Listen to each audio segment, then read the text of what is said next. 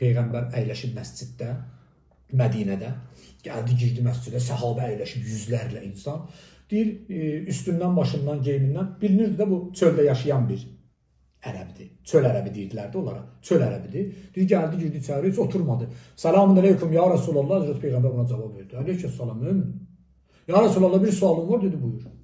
Dedi, qiyamətin günündə bizim hesab kitabımızı kərim olan Allah eləyəcək. Dedi ki, bəli. Dedi ki, təşəkkür edirəm, ya Resulallah, gülə-gülə çıxdı, getdi.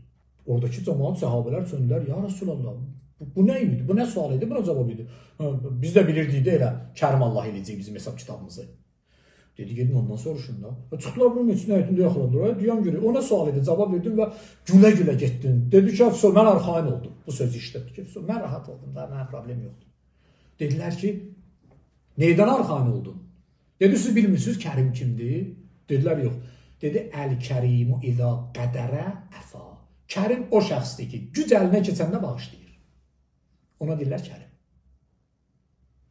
Güc əlinə düşəndə zülm eləyənə nə deyirlər? Zalim, şəxsiyyətsiz və hamısı lənət deyir. Olur məlum, hə? Amma güc əlinə keçəndə bağışlama böyüklərin işidir.